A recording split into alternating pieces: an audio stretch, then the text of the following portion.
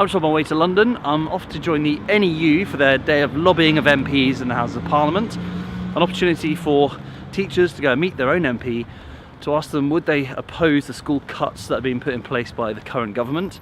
Of course, in the case of the opposition parties, that's quite an easy answer, but maybe some Tories would be interested to see what they say.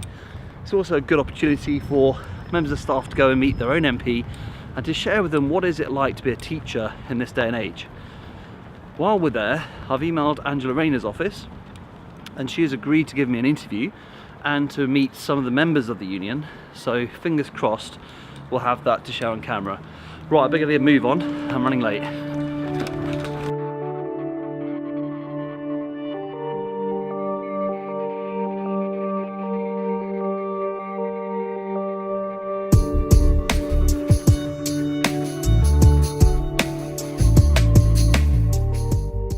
Right, I'm joined now by Angela Rayner, so thank you for coming and joining me. So tell me about the school cuts and Labour's plan, because we've seen education cut back so much for years. What do you think Labour would do if they were in government? Well, the Conservatives have managed the decline, unfortunately, in our school systems. We're seeing times where buildings are falling down again and they're having to stop pupils from using parts of the building, and teachers are leaving the profession at record levels. Labour will create a national education service from cradle to grave, free at the point of need, that puts the focus on not just higher education but vocational and technical routes, and making sure that early years is the jewel in the crown of our education system. So right through from cradle to grave, people will have the opportunity to do well through our education service, and we will put the funds in place so that teachers don't have to leave the profession, and that we really do continue to build schools for the future so that our education system remains the best in the world for the 21st century. So what about because one of the campaigns we've been running in Cambridge is, of course, we've had 19 children's centres voted to be closed by the Tory council last week.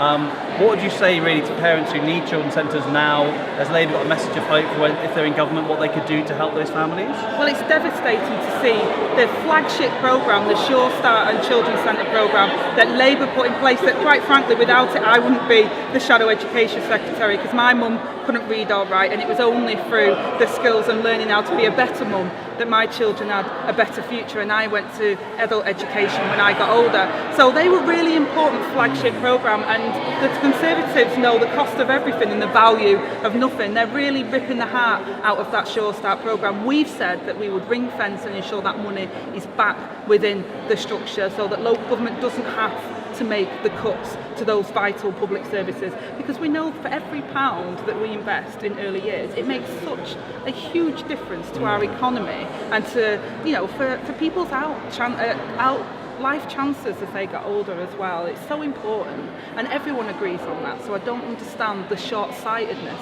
of cutting those vital services currently. That's great, thank you so much for your time. Have a lovely day, take care. It's a pleasure, thank you.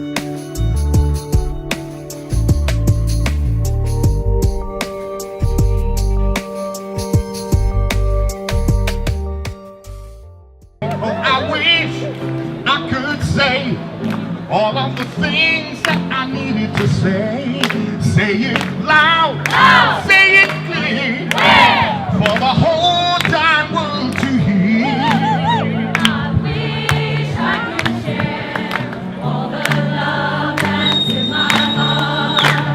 Through all the bars that keep us apart.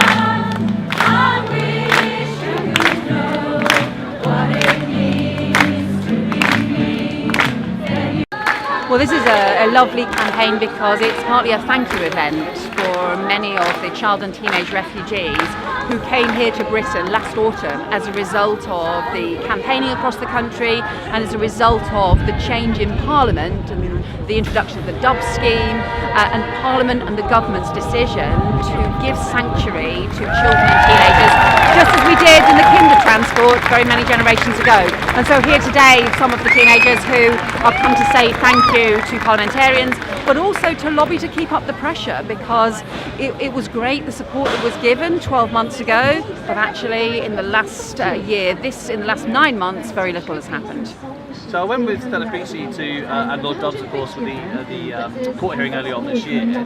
Where are we up to with that now then, and what do you think is going to happen next? Well, we need to keep up the pressure, and we know, for example, the government has 280 empty places that local councils across the country have offered to take refugees under the Dobbs scheme and to give sanctuary to children and teenagers who are alone with no parents to care for them. Well, how come we've still got 280 empty places that the government is just failing to fill when we know there is huge need, when we know that there are thousands of unaccompanied children in Europe who have no sanctuary at all, who have no refuge, who have no protection from exploitation or slavery, because particularly in Greece and Italy, the authorities are overwhelmed with the sheer scale of the problem and the challenge that they're dealing with.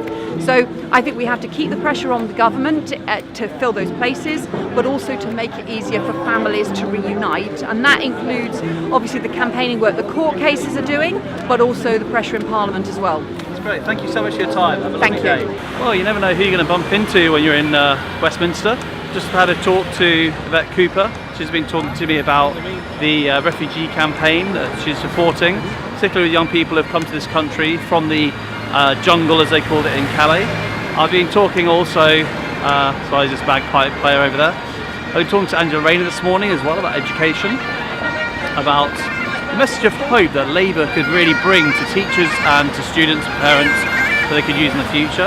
And I'm now just on my way back to the Emmanuel Centre, where I'm hopefully going to bump into John McDonnell and talk to him as well, and I'll also share that interview. So onwards to the Emmanuel Centre. So the response at Treasury questions, where we expected at least some element of recognition of what's happening in our schools, because we all know as individual MPs what's happening in our constituencies. There was no recognition. And that's why this lobby today is so important. We've got a few weeks, 4 weeks, in which we can turn this around with effective lobbying on individual, particularly Conservative MPs now, to say, actually, your political future is at stake on this one. Do you know the one thing that...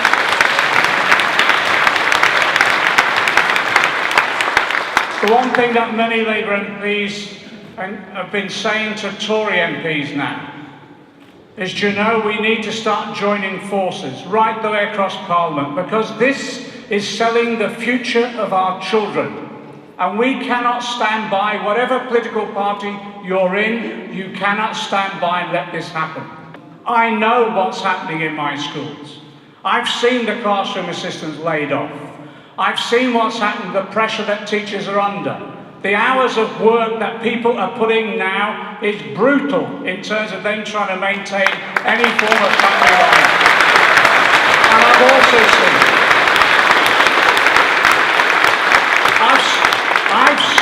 I've seen the stress teachers are now under as a result of this appalling system of teaching to the test all the time, rather than providing a breadth of education. So I tell you what's heart-rending, and Vince quite rightly touched upon it. I chaired the early years partnership in my constituency over a number of years, 4 or 5 years when Labour were in power.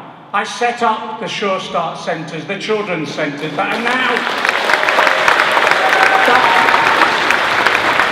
But you know, in my community, we're beginning to give our children the best start in life possible and addressing some of the issues of inequality. I tell you, I could weep. They're closing them now. They're closing children's centres in my constituency and across the country. And I give you this pledge, we'll campaign as we have done alongside all the unions represented here until this government falls and we get a general election, and when that general election comes, this will be the platform on which we stand. And I'll just say this,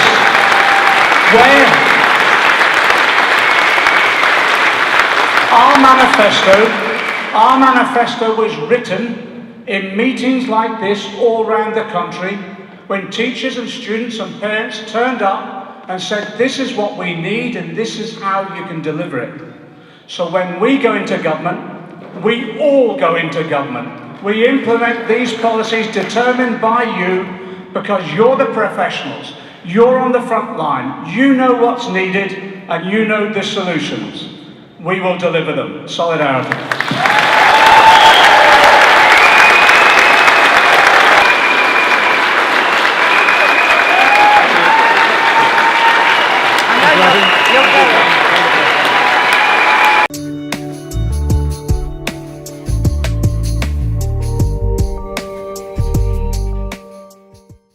Now I'm back home, just trying to be quiet because my daughter's actually asleep. I had a really brilliant day in London, really enjoyed being in Westminster. Got 2 out of 3 interviews done, which I'm pretty pleased with, and I'm sure I'll get John McDonnell another time. I really enjoyed talking to NEU members, to meet people from the ATL, NUT sides of the union that are now coming together, and to see them getting to know each other. Now, the NEU is actually the 4th largest union in the country. If you're a teacher and not a member, please join up, because don't forget, a union is only as strong as its membership. You as members are the union. You can really have a lot of power and a lot of change by all pulling together. So join the NEU today. I really also enjoyed seeing how, about 5 years ago, when I went to events like the People's Assembly Against Austerity, there were people from different parties, and there wasn't really this sense that there was a political direction. But now I felt really quite, I suppose, optimistic that Labour has quite a strong support base in the teaching world, certainly, which really seems to be pushing towards change, which is really quite exciting. So I think the next few years, we're going to see some very interesting developments in politics, and hopefully the delivery of a Labour government. So that's my vlog for today. Next week I'll be talking about PIP, the Personal Independence Payments, and also about universal credit. So if you have any stories to tell me about that, then please get in contact. office@dangrief.org.uk. Please subscribe to my channel and like my videos if you want to. Please also leave comments as long as they are positive ones, and I will see you next week. Bye for now.